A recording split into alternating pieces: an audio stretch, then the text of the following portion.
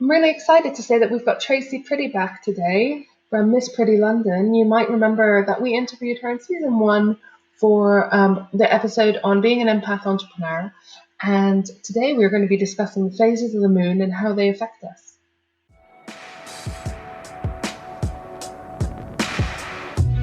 Hi, my name's Dee, and through the beauty of our dreams, we are going to navigate the journey from employee to self-employed to business owner extraordinaire, empowering you to find balance in your life, fund your lifestyle with your passion, and ultimately have more time with your loved ones. Each episode will give you actionable tips on how to deal with the issue covered. I'm so happy you're joining us.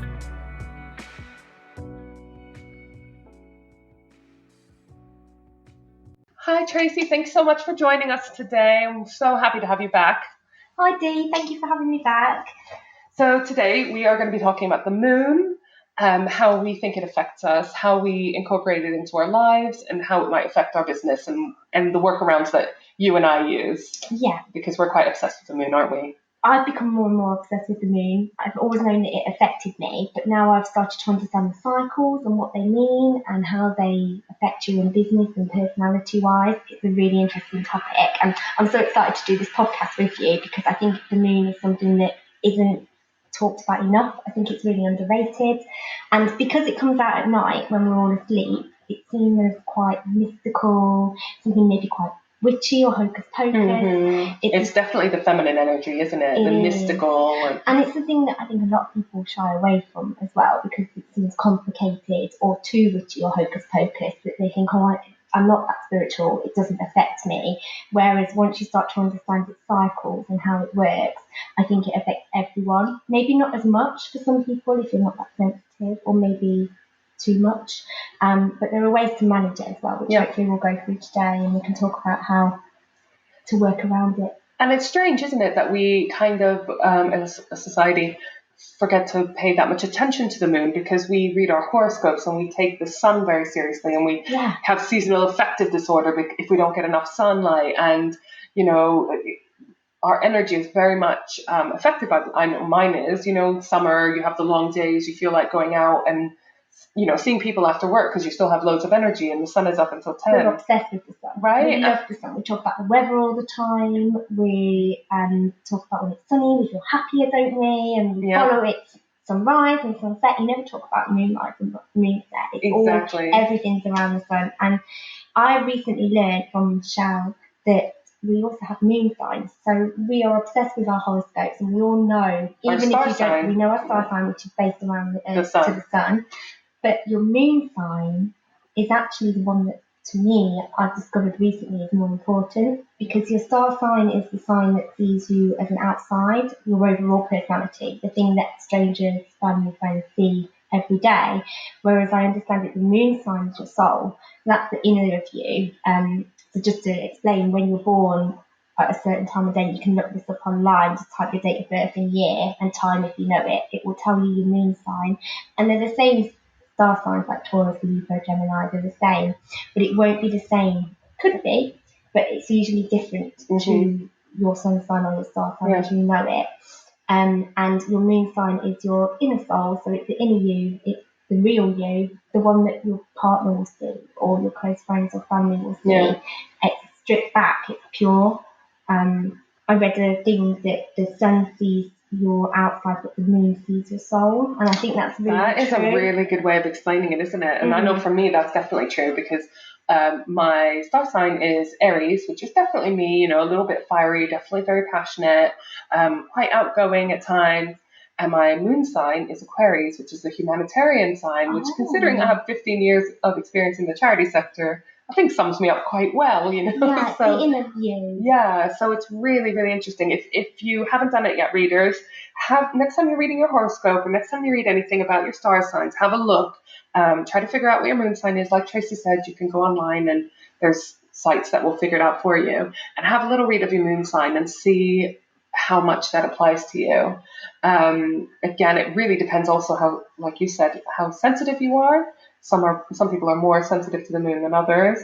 Another really good way to kind of see what kind of impact the moon has on you, I think, is to keep a lunar diary. Yes, you've just been showing me your diary. Yeah. Love it. I'm going to start doing this. It makes so much sense. Well, mine is a little bit like, it feels like a little bit of a spy book, because I also comment, and I might sound a bit crazy, like a lunatic. That's what diaries are for, though. Yeah. Lunatic there, coming from the word Luna. But I do take notes on my partner and my pets, how they're behaving at different times of the moon as well.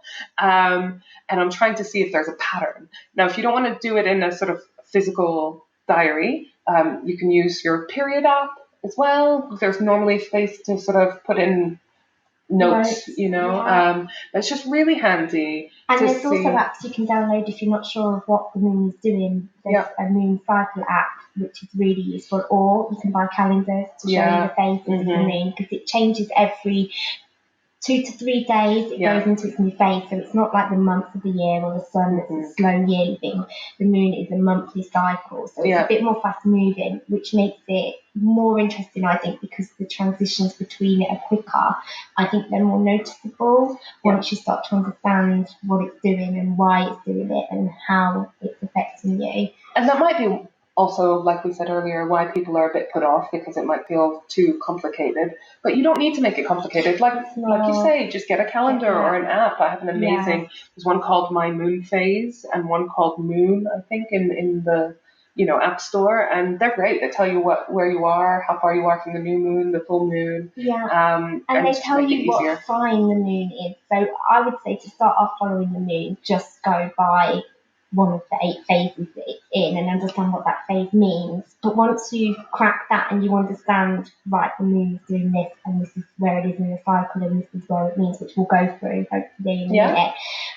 The moon is transitioning between different signs. So, for instance, when the moon is in full moon, it will also be in a certain sign. And the last one we had was full moon was in Taurus, which, if you wanted to look into it deeper of how that affects you when it's in that star sign, Taurus is a raging bull, it's a sign of truth.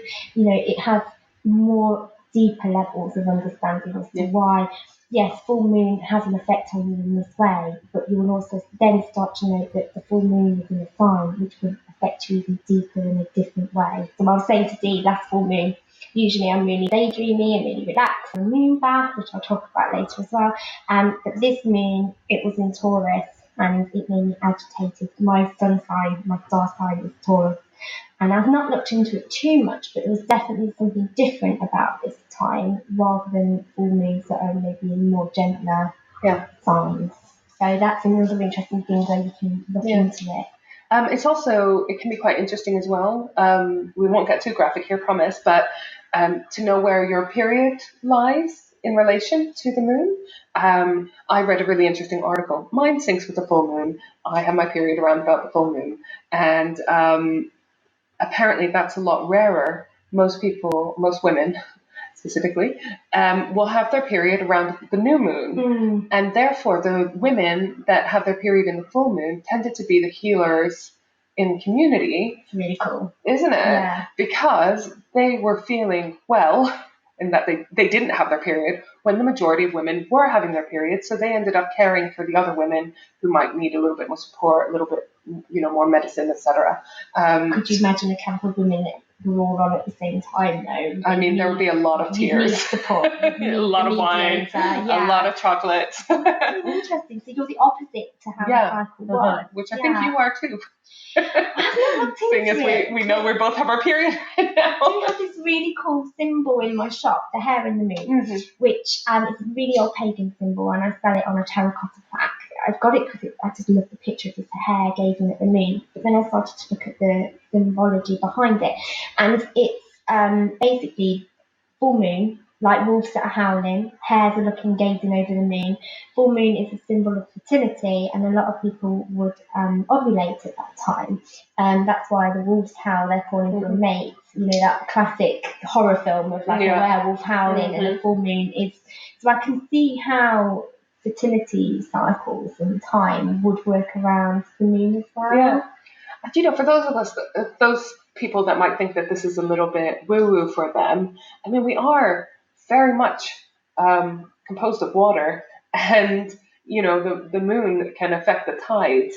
So if it can move whole oceans, it's not crazy to think that it can affect certain people. Yeah. There's so much folklore around it, isn't there? About like you said, werewolves, and some of it is a bit it's dark. Mythical, yeah. But the science is still proven, and even scientists, I did A-level science, so I really looked into how the moon affected for this podcast. And it does have a pull on water. It does affect the tides. It's close to the Earth, and it's the gravitational pull that affects it.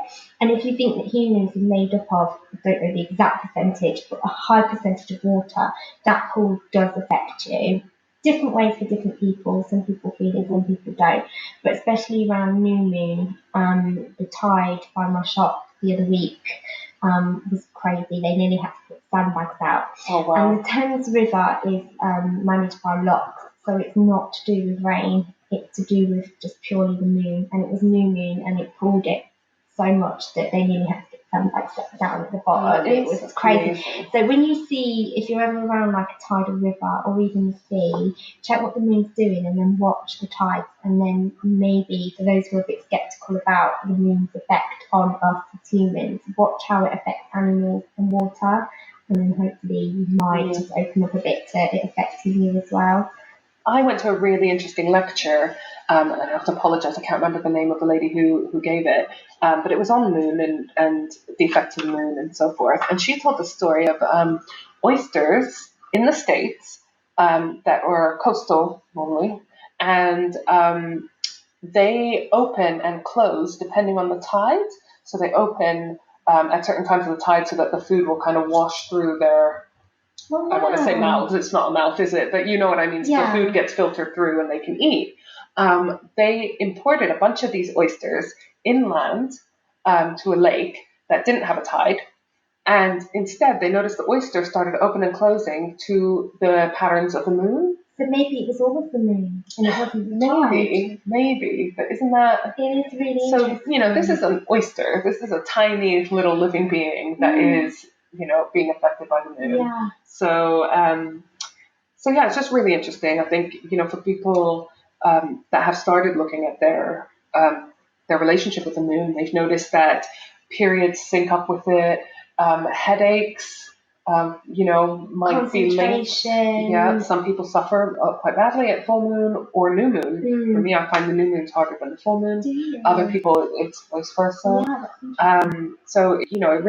People are affected so differently, but quite often... Today, though, by understanding the different phases and knowing what's coming and knowing why it's happening, it's nice to just not fight it. Yeah. Just go with it. It will pass. So, if you struggle with new moon, you know when it's coming, you know you're going to have a certain problem or issue with it, and just melt into it.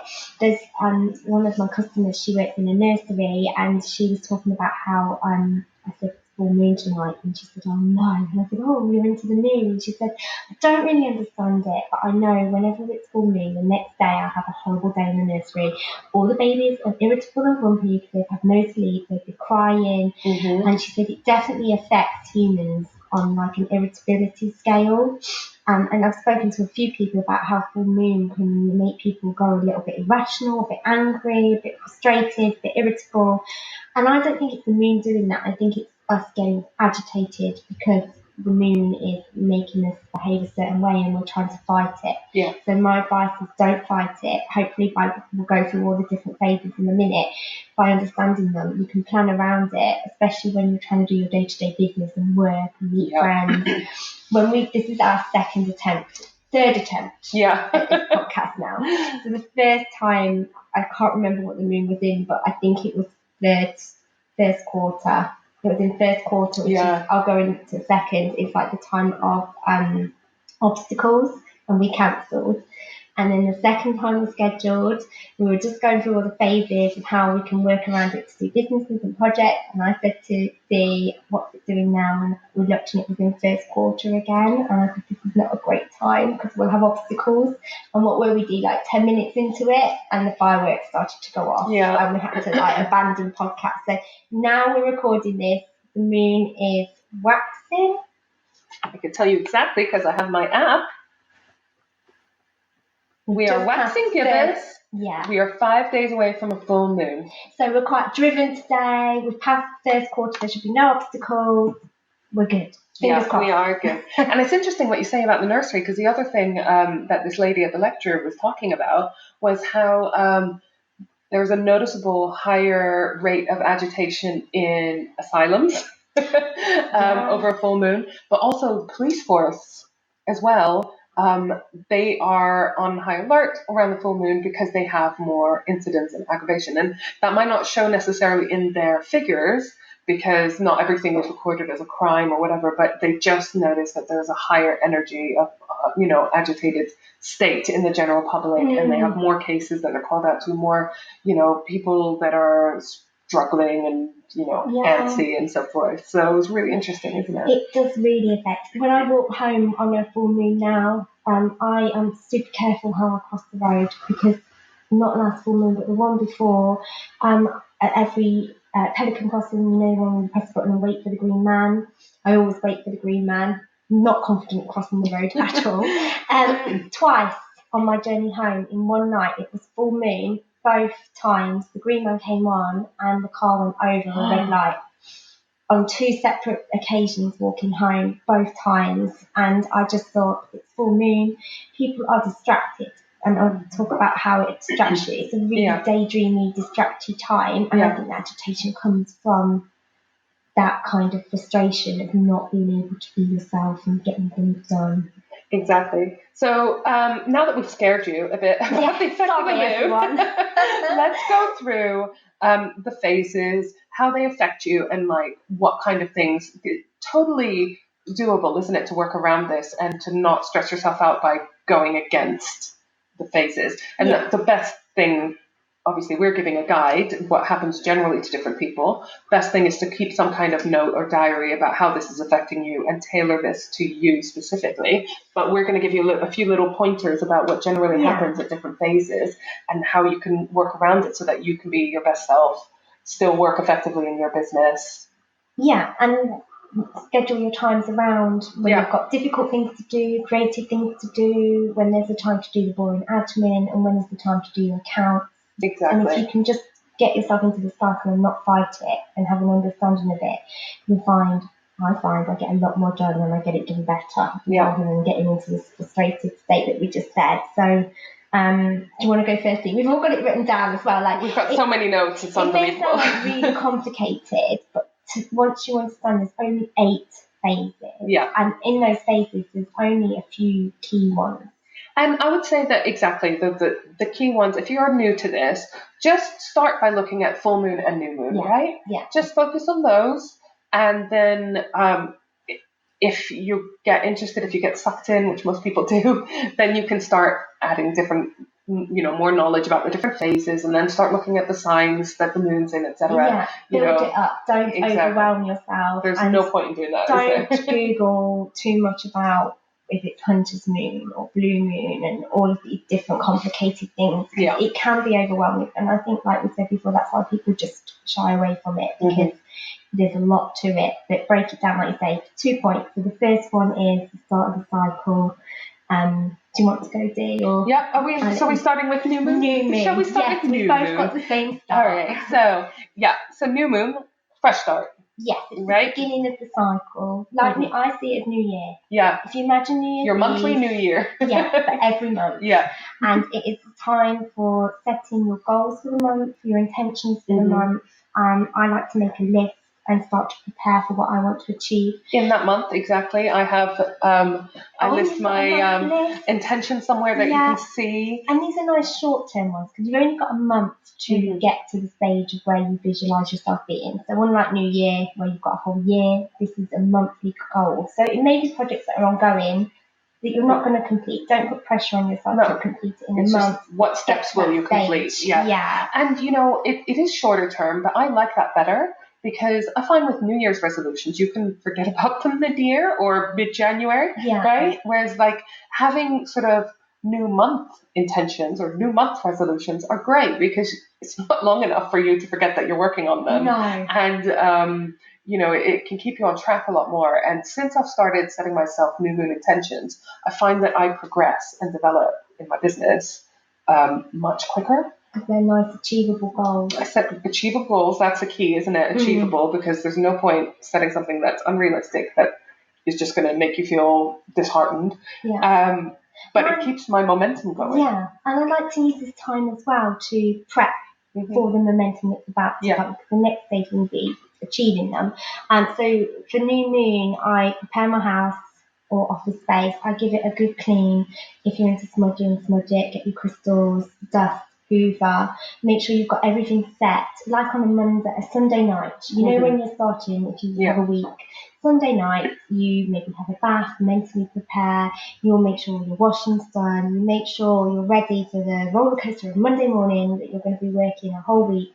Give yourself that prep time, and it's the same with new moon. Use that time to prep for the month ahead to make sure that your goals are not only achievable, but you've got everything you need to do them mentally, physically, clean slate, wipe it clean, start of the chapter.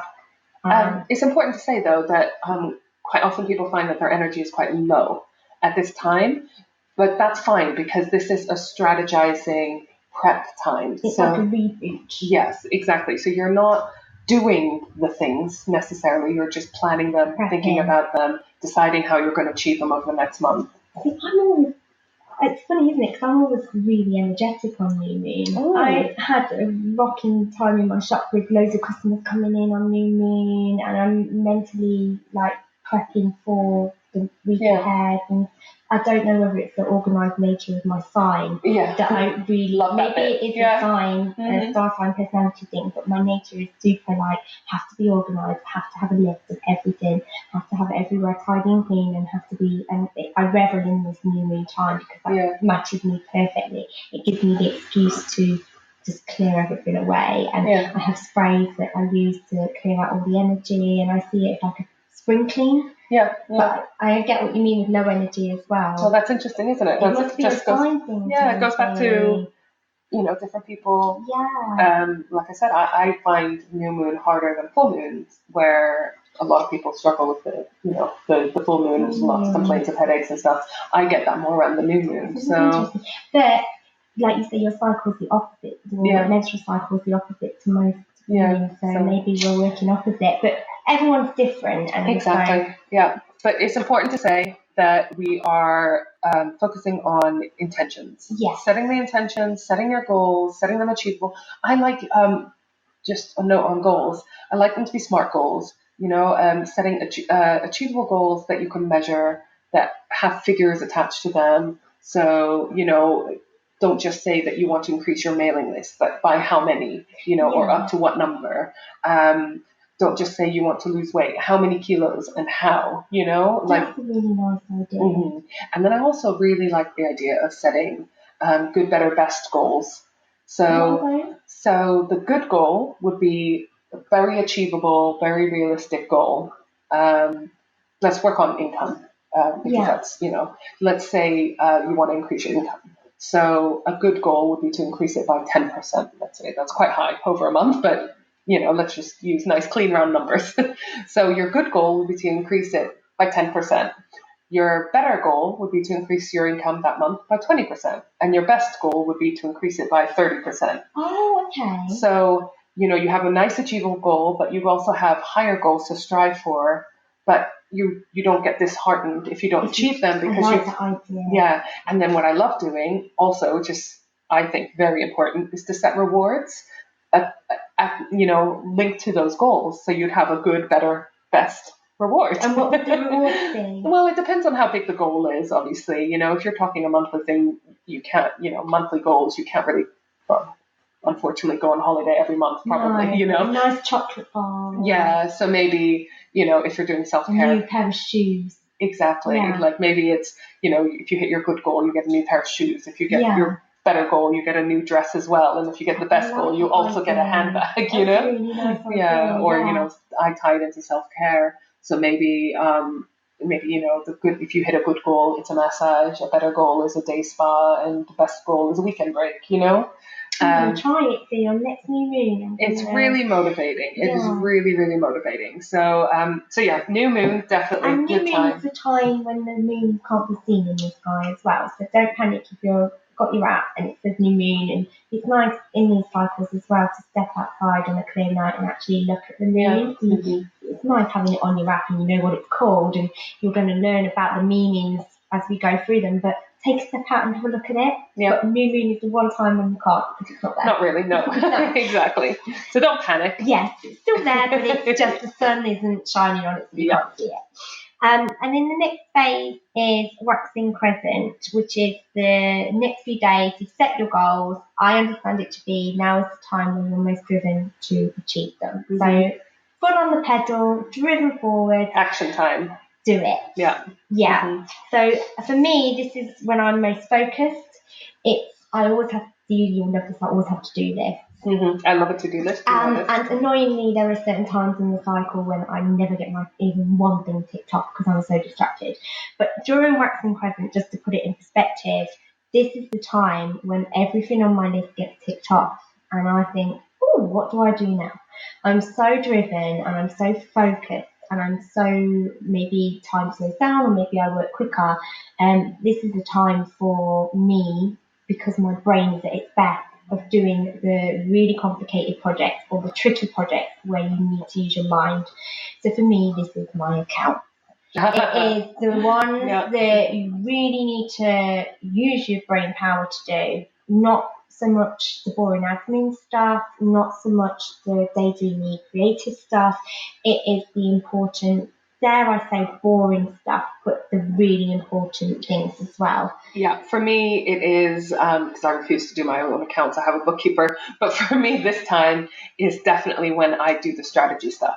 Right. Developing the strategy. So I've set my goals and my intentions, and this time is for me to develop the strategy, which is the thing that I struggle with the most as well. So your hardest thing as well. Yeah. Exactly. So to actually sit down and think, right, okay, I want to do this, but how? So I'm developing the strategy.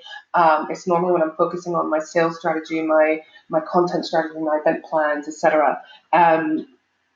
But yes, it's definitely that energy on the rise, isn't it? If you've got something that you just can't seem to get your head around, you can't seem to make a start on, you're finding it quite, there's a wall there, something stopping you, this is the time, if you're ever going to start it, do it. Mm-hmm. So I always say if I cancel this time and I get them done, and if I ever have to do them at any other time, they just don't add up, they don't work, but my brain is at its best during waxing crescent, and it will only last a few days as well, so really make the most of it.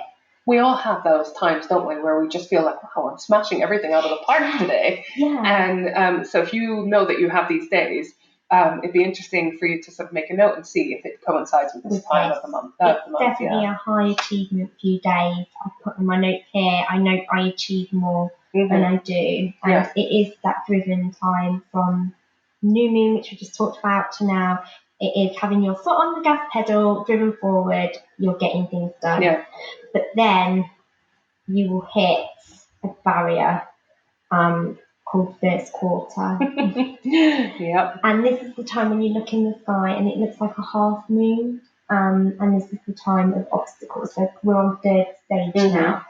And you will note that it is the point when, like I mentioned before, when we started to do our podcast, the fireworks went off. Obstacles are hitting, people are obstructing, maybe your computer will break, maybe you will try and do something and it can feel a bit like things are against you.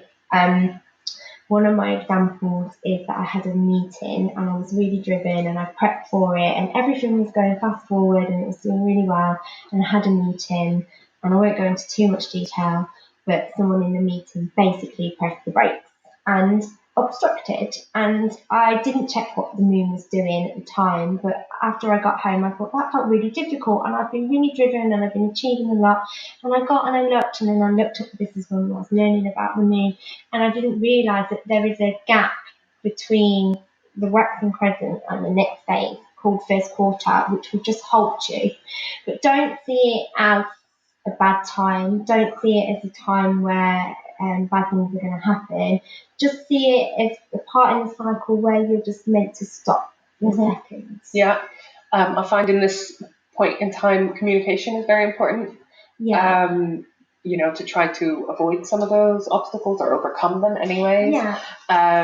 And again, it can be like a mini reflection point, you're looking at your strategy, you're setting your goals, you're delving into them deeper in, when you're sort of feeling energized, and now you just have a little sacred pause, let's call it. Yes, I like that. Yeah. Where you just think, okay, right, am I on the right track? Do I need to rethink anything? You need that. And this is the moon's way of saying stop. Just recheck what you've done. Are you happy with it? Mm-hmm. Obstacles are happening, so you can reassess it. Not every project you start is black and white. Things get added, things get removed. Life is not easy, it's not a straight road. Mm-hmm. And this is the same for this point where you can't just go fast forward. You do need to take, like you say, a step back. A sacred pause, I really like that. Sacred pause. And it's important to remember that this too shall pass. It's a couple of days we're talking about here, isn't it? It's not long, and then we have a much more exciting period. But for first quarter, my learning curve from this is that I would never schedule a meeting on first quarter around people because my communication skills aren't great. I'm not good at fighting. I'm not strong at fighting my cause. Yeah. For me, I don't want argument or conflict, so I avoid people in first quarter as best I can. So any important meetings, any important maybe signings, contracts, anything like that, maybe just avoid it around first quarter. Yeah. Anything that you don't want to go wrong that's really important. Wait a few days. Just wait a few days. It's not long, is it? Yes, exactly. Yeah. And then after first quarter, which again only lasts a couple of days, we're moving fast forward here, it's not a yearly thing. No. We go to waxing gibbous. I hope I pronounced that right. I think you do. Is it gibbous? Well, it's the same as I pronounce it, so. So waxing is all about the moon getting bigger, and gibbous, I have no idea what that means. Do you do? No, it's a really nice word. No, it's quite fun. And I note this time to be a time of refinement. You've got a few days now. After your sacred pause. After your sacred pause. Full moon is coming. This is the time when your projects are all happening, but this is the time to refine them. So get them to a point where full moon is coming and you need to just either get them into a position where you can just stop them for a second or complete them. Mm-hmm. So it's almost like closing deals, finishing things, or if you can't finish them, like I say, get them to a point where they can just stop for a few days, because full moon is coming, and the full moon, which we'll go to in a second, that we've already briefly touched on, is a really daydreamy time. It's a creative time, and it's a time when you don't really want to be doing your accounts.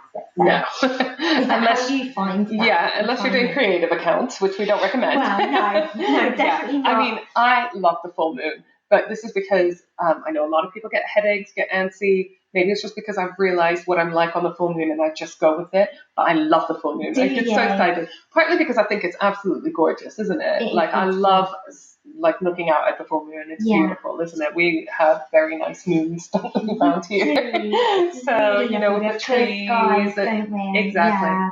And the full moon is always the big one for me, like you just mentioned, Dee. Because I think whether you love the moon or believe in what we're saying or follow the cycle, I don't think there are many people at any point in their life who haven't stepped outside and looked up and seen a beautiful full moon and just felt its pull or seen how beautiful it is.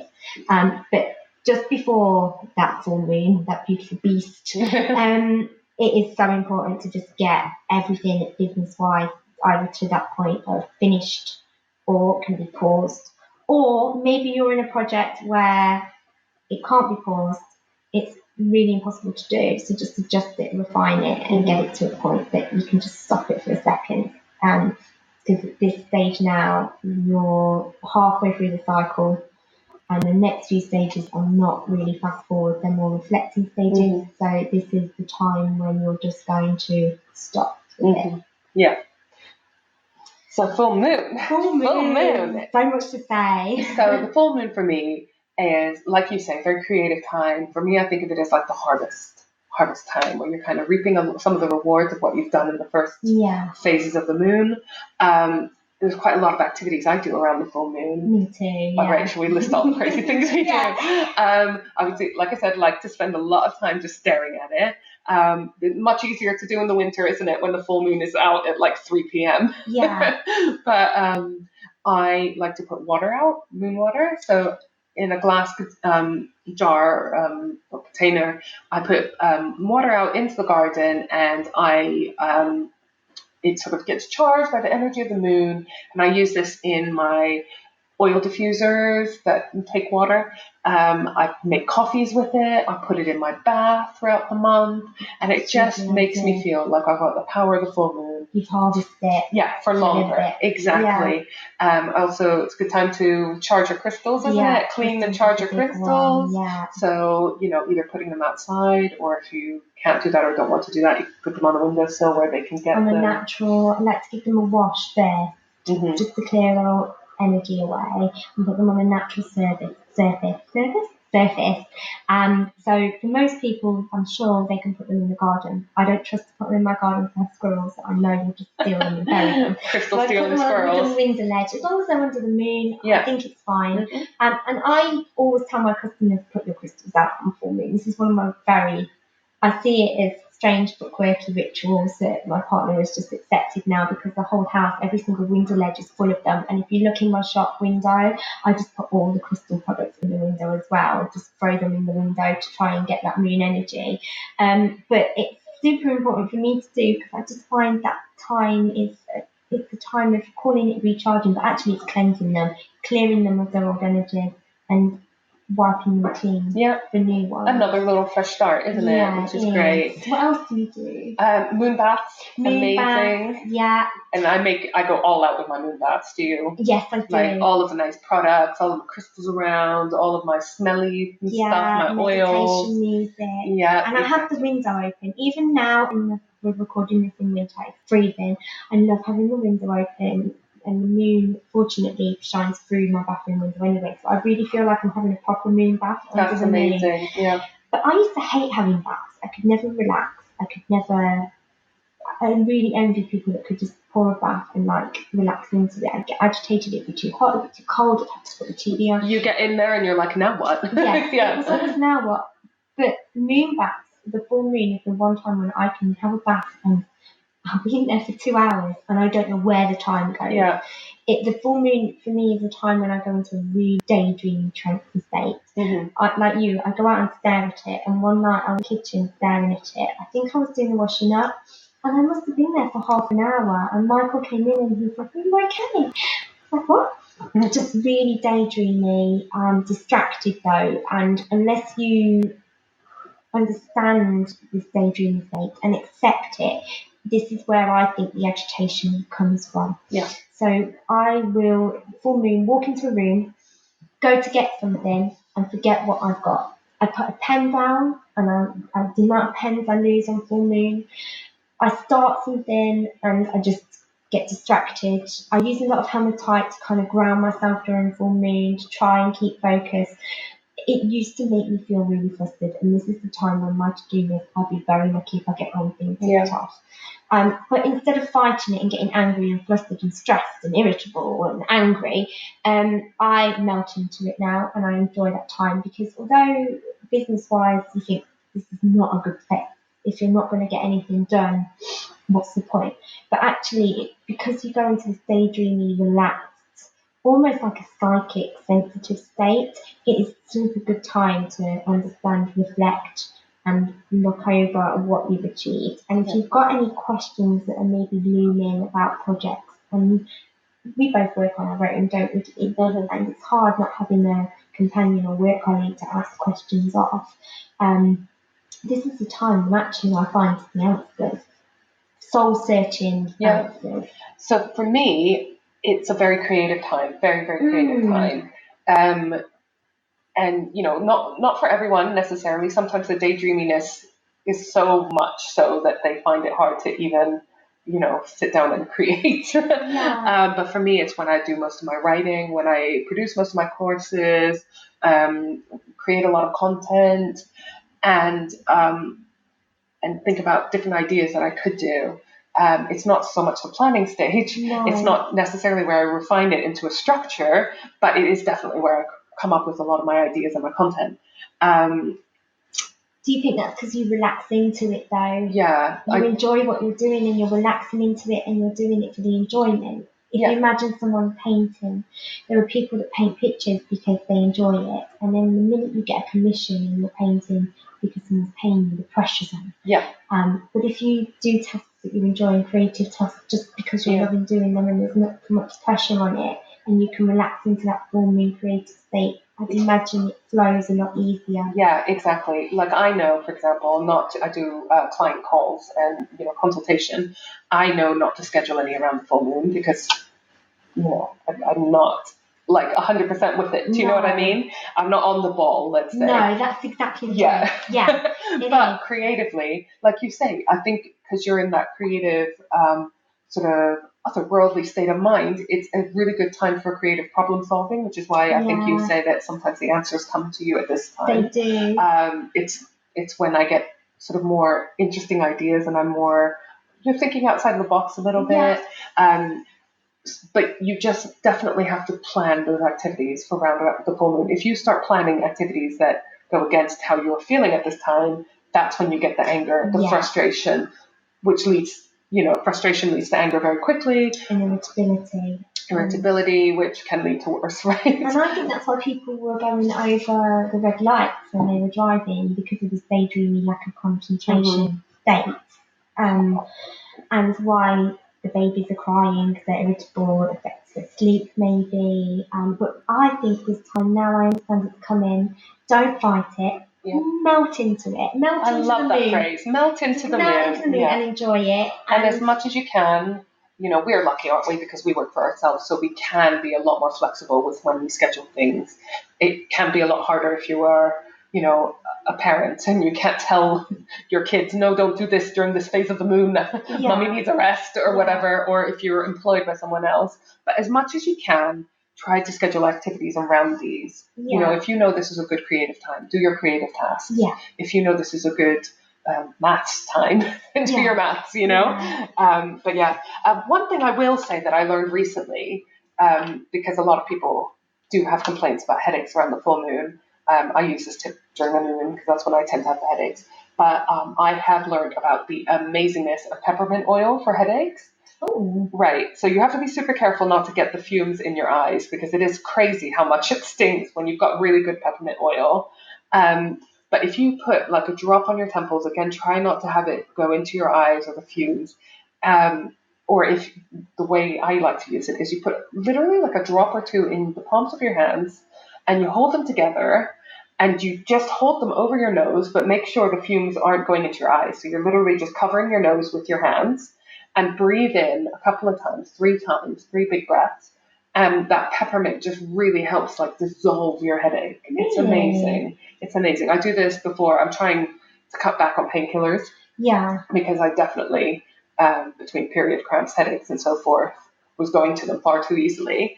And this has been an amazing way to get rid of headaches. Essential oils are amazing. And I use it also just if I need to clear my head a little bit. If you just feel like you've got a bit of brain fog. It's quite stimulating. Very. Yeah. It's the oil I use in my diffuser to wake me up in the morning. So, but essential oils and crystals are good ones to plan around your full moon. So we were talking about our little rituals that we do, and getting your essential oils out and your crystals to reflect what you need in that daydreamy time. And then, like we say, when you get more into it, you'll learn that it's not just full moon, but full moon in Virgo or full moon in Taurus.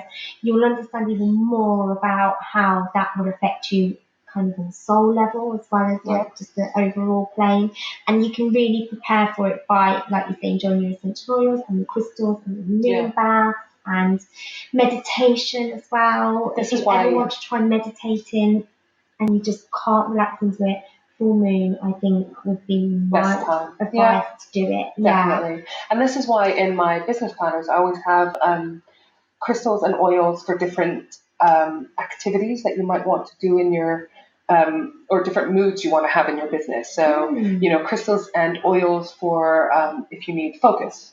So, for example, you need to do your accounts, or crystals and oils that you might need if you want to relax, if you're getting stressed. Yeah. So combining them together is a really good idea. Oh, I love, especially oils, making different blends and stuff. I love that. It's so much fun. I was just showing Tracey before we started that I made a new blend of oils that I called orange margamot, which is sweet orange, bergamot, and marjoram, and it smells delicious, doesn't it? So fruity, really nice and uplifting. Exactly. Yeah. So, but maybe not one for full moon because you want more of a relaxing, and you can play with them, can't you? Exactly. So have your uplifting oils, your relaxing oils, your concentrating ones. Exactly. Love it.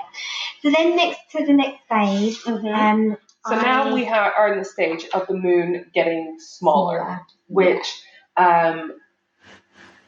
you can imagine that this is tied with sort of decrease in activity. Closure. Closing things off, exactly. So and reflection. Winding things down. When the moon letting things go. Yes, release, reflection, all of those sort of shutting down and closing.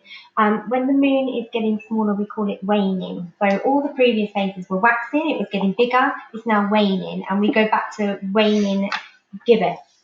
That word again. Yeah. So it's going to look like a nice little crescent again. And it's just a time to be proud of what you've achieved. Take a step back.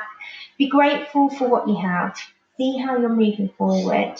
You've been working really hard. You're probably now feeling a little bit tired. You've just got through full moon and your daydreaming. Your brain's picking up again. But instead of starting to just work hard again, reflect.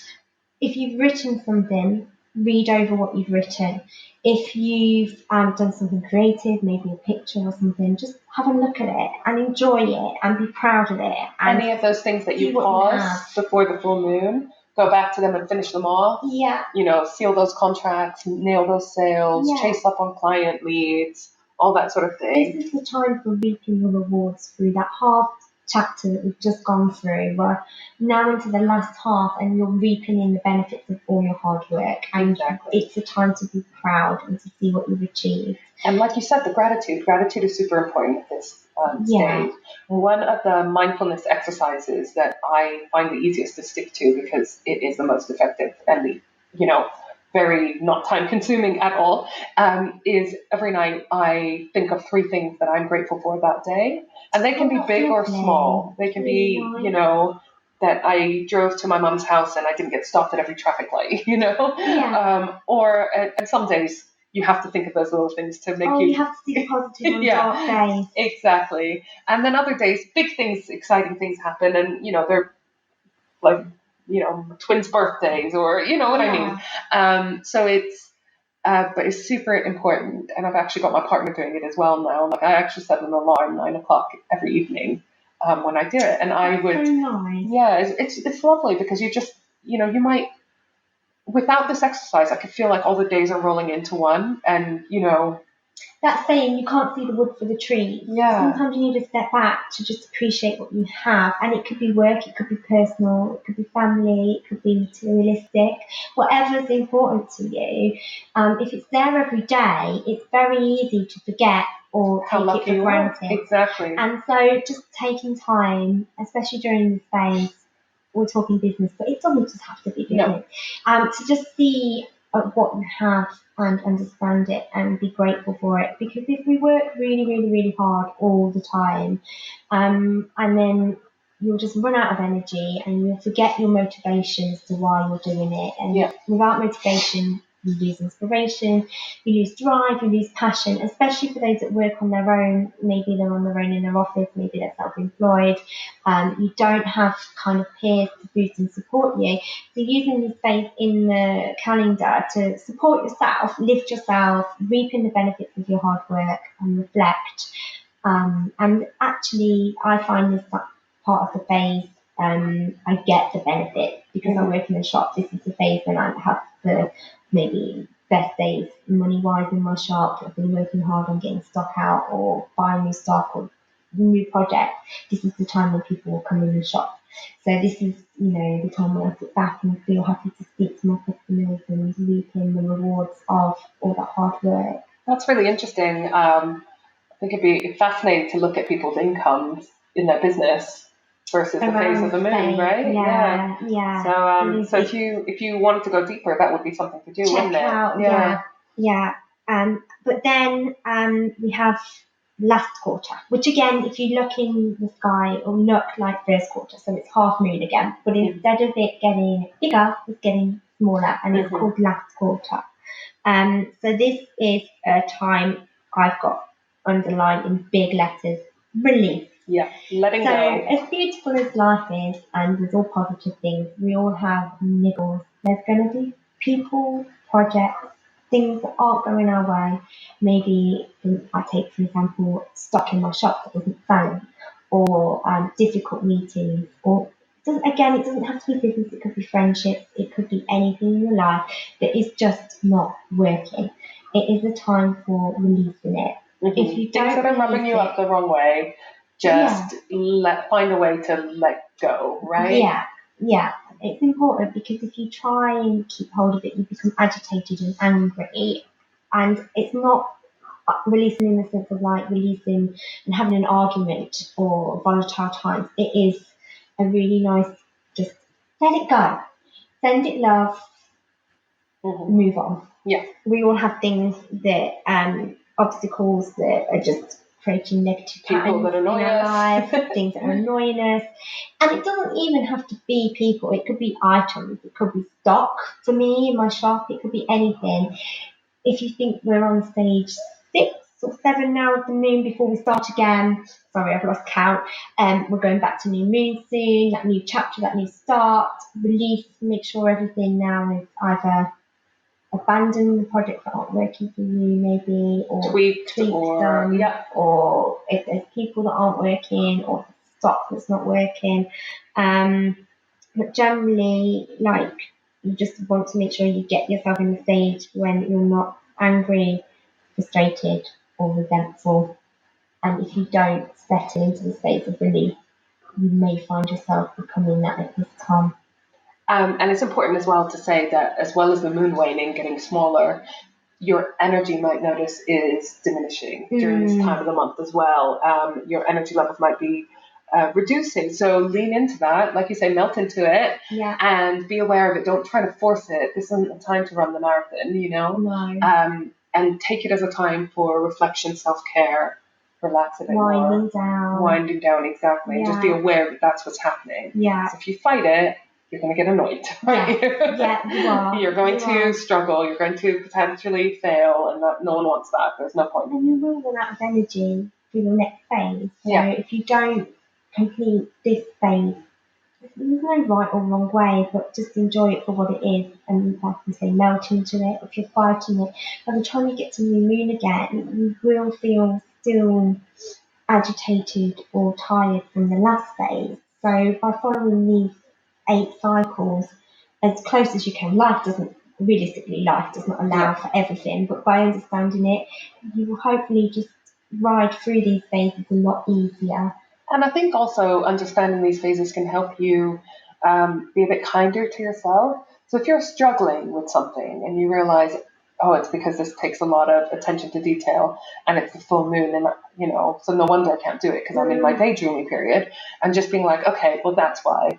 Rather than being like, why am I such a fucking idiot? Why can't I do this? You know what I mean? And kinder to others as well. Exactly. If you understand that that guy, I'm going over this red light thing again, I'm sorry, but that guy went through a red light. Go, Tracey. It killed me. But I didn't feel angry. I just thought, it's full moon, of course. Yeah. And just understanding people's behaviour helps you be kinder to others because they're going through it too, and it's interesting to watch others as well as yourself. It is fascinating to understand it more, isn't it? The other thing that I like to take this time approaching the new moon again is to spend some time analyzing what's happened in that month. I find it a really good time. If I did hit my goals, how did I do that? Why did I do that? What did I do? What should I bring on into the next month? Yeah. If I didn't hit my goals, why not? You know, was it something that I overlooked? Was it something, did I learn anything this month? Again, is there anything I want to take forward to the next month or leave behind, let go and not take forward? So it's a really good time for that reflection before you start the new cycle again. Yeah, so this side is more sitting and analysing and slowing down. And then finally, we're on the last one, which is waning crescent, which is the very last bit of the moon. It's like a little crescent again. It's the tiny sliver. It's about to disappear as we go back into new moon.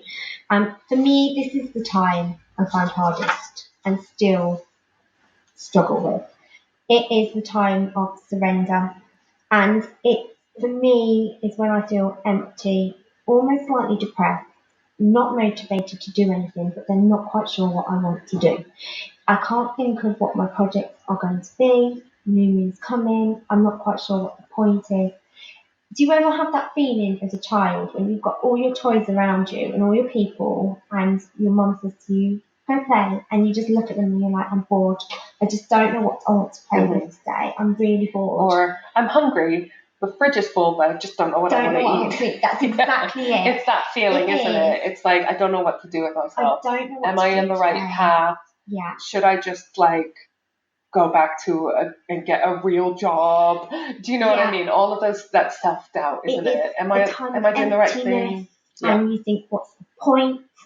It can, to me, feel like I'm depressed. And I know I'm not depressed, but it's this stage of just not feeling excitement or motivation or seeing, like you say, what's the point in anything. And again, this is why this period I like to continue that self-care and that relaxation and just not fight it. It's not going to be the time that I change the world because I'm not happy, you know? Yeah. Or that's a bit strong. It's not that you're not happy, it's just you're kind of listless. Yeah. You know, and so that's why it's a really good time to just get yourself a massage or, you know, have a day of sitting in your pajamas and watching Netflix and, you know, not fight it. Yeah. Because, again, if you fight it, you're just going to get annoyed with yourself. This is the time when I get to my desk and I sit there and I think, what bit of my list shall I? Because we all have our lists. Even though we're going through all these different, you still have to go to work. You can't just use this day to go, I'm not working now. You still have stuff to do. This is the time when I look at the list and think, nope, don't want to do that, don't want to do that, don't see the point in that. So I use this time to do, I'm going to be bored, my brain's going to be fed up. I use that time to actually do the really mediocre, boring stuff. The admin That's stuff. Interesting. So, you know, so I upload a lot. Filing's a really good one. And I upload a lot of stock to my website, and it's really tedious of copying and pasting and typing stuff up and putting pricing things. Stock take maybe a little bit.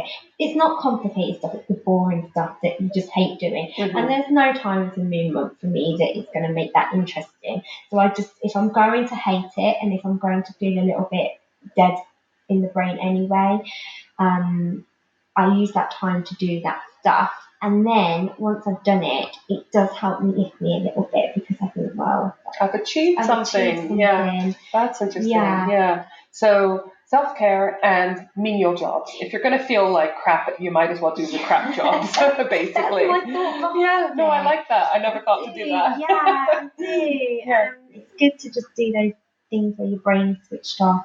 Yeah.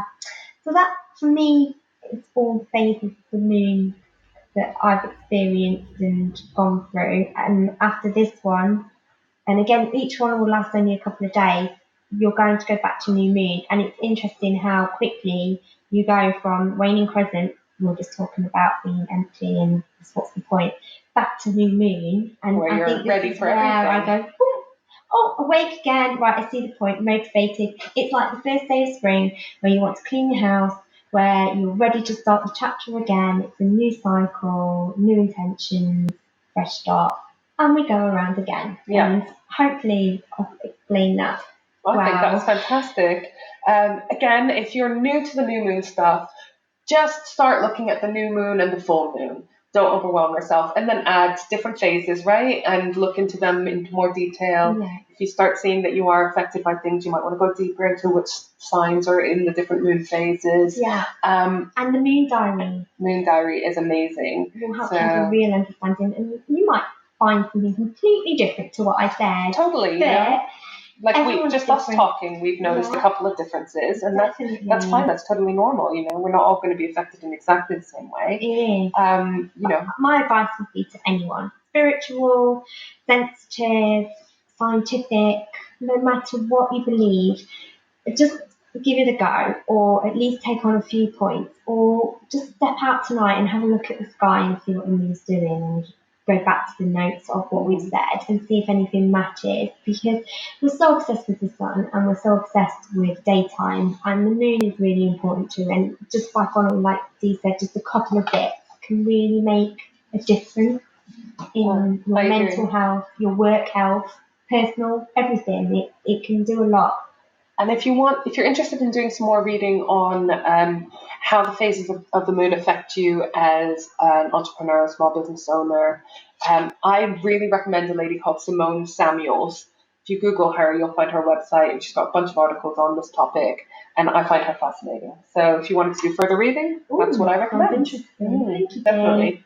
All right. Well, Tracey, thank you so much for joining us. Thank you for having me again. Readers, listeners, I would absolutely love it if you could pop in the comments any ways that the moon affects you, any ways that you work around it, any coping strategies you have, any ways that you found that it affects your business. We'd love to hear that, wouldn't we, Tracey? That would be really fascinated. Yeah, definitely. Any tips for working with the moon, anything you've missed, because crystals and aromatherapy are great ones, but maybe there's other things as well that could be incorporated, which would be lovely to hear. Or any scientific studies about the moon. We love those as well, don't we? Because we're science nerds. Yes, we are. And I always say that where science and the woo-woo meet is like my happy place. Love it. Right? It just shows sometimes spirituality, there's no right or wrong answers, and you just have to trust your instincts. But then to have a bit of science to back up your feelings just clarifies everything. Yeah. Well, I do genuinely believe that a lot of this stuff is just the science that we haven't explained yet. I mean, that's what folklore is, isn't it? Yeah. And what all of these myths and legends are. It's the stuff that people couldn't explain yet using science. So there's so much still that we're researching and looking into. So would love it if anyone's got any studies or books that they love, that they would recommend about the moon. Oh, one thing we didn't talk about, which I've missed, I'm sorry, was getting onto the moon, was the moon tea that we did. Oh, the moon tea. We have to talk about this before we go. Sorry to add this as a little extra. Oh, no, I think it's worth about our moon tea. Yeah, so we had, I'll pop a link to the company in the show notes, but there's this amazing company. Witch's Tea. And they do lovely teas, don't they? They have all the loose tea leaves, but she gives you the tea bags as well. So if you don't have a proper brewing teapot, you can make them into your own tea bags. So it's really easy to do. Very. And she's got they've got these amazing tea blends, like burn calories, not witches and stuff, don't they? So they're amazing. But they came out with a mix, a product which was basically a blend of tea for each phase of the moon. The moon ritual box or something it was called. Yeah. And I think it was limited edition, but I'm sure they'll do it again. She has just brought it out again. Yeah, sorry to interrupt you. No, amazing. Again. But I found it, and I still use them, I find it a really, really nice way of keeping track of where we are. This is what got me started. Needing help with the moon and the tea. And it's just a really nice ritual. Like, I love my tea ritual. I do that in the evening as well, because I'm a bit caffeine addicted. I've tried to move away from it, especially in the evenings. So getting myself a really nice teapot and really nice mug. Even the ritual of making the tea. Exactly. So start on new moon. She will give you the tea leaves blended for new moon. It comes in a lovely little pouch, and it says new moon and a picture of a moon. With a bit of a description about that time of the and moon. Brewing the tea is quite a ritual, because you're setting the intention. Practice, isn't it? Yeah, do it in the evening as well, so like a nice cup of tea before bed. And then drinking the tea while looking at the moon. This sounds really spiritual, but it's a really lovely ritual I enjoy doing. I might start it again. And it helped, especially with those phases of new moon, when you need to just take a step back and set intentions. Full moon, when you're daydreaming. I think that's when I said, when I was staring outside the kitchen window for a while, I was drinking my tea and I was relaxing into a daydream. But another ritual, another thing of self-care would be the tea. Definitely. Tea. Take that time, because you're worth it, right? It's okay. Making a nice loose leaf tea does take a bit longer than making an instant coffee, but to have that little self-care practice, because you're worth it, because you've gone through a whole day, and you've survived. It's really nice little practice anyways. Mm-hmm. And these teas in particular are just a lovely way of keeping track of the moon and what's happening, and making you consciously think about what phase you're in and what's happening at that time of month, what right? we started on it. So thank you, Witch's Tea. Yeah, we love you. We introduced help and moon phases. It was really interesting. Well, thank you so much, Tracey. Thank you, dear. Probably see you in season 3 as well. You're becoming a regular. So. I've really enjoyed myself. Thank you so much. Nice to chat. Next week, we're going to be talking with Michelle from Dance Into Your Power about the different senses, your smell, your movement, your hearing, and how we can use them to relieve stress, anxiety, and work better in our business. Giving up your day job could be the best thing you ever do. Make sure you join us next time on the Beauty of Our Dreams podcast. Thanks for listening.